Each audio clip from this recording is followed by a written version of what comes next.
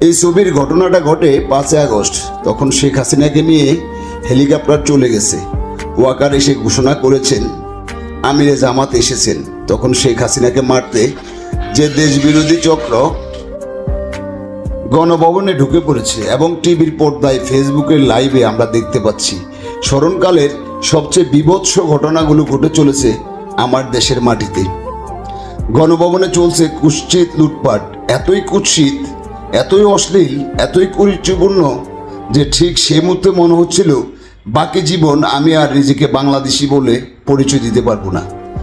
একই সাথে চলছিল বীভৎসভাবে পুলিশ হত্যা, চলছিল সব ভাস্কর্য ভাঙা একের পর এক, এবং সন্ধ্যাবেলায় জ্বলে পুড়ে ছাই হলো 32 নম্বর সহ সারা দেশে আওয়ামী লীগ অফিস, আওয়ামী লীগ নেতাকর্মীদের বাড়ি ঘর, ব্যবসা প্রতিষ্ঠান মপ করে মেরে ফেলা হলো শত শত আওয়ামী লীগের সাধারণ নেতাকর্মীদেরকে। আমরা যারা সেদিন ঘরের দরজা লাগিয়ে হাউমাউ করে কেঁদেছি, ঘরের উনুন জ্বলেনি, খাইনি, স্নান করিনি, বুক পাটা আত্মনাদ করেছি, তারা জানি সেই দিনটা কীরকম বিভৎসতা নিয়ে উপস্থিত হয়েছিল। আর তখনই এই নারী ও পুরুষের মতো অজস্র বিকৃত লোক গণভবন থেকে লুটে আনা জিনিস নিয়ে উৎসব করছিল, ফুর্তিতে লাপাচ্ছিল।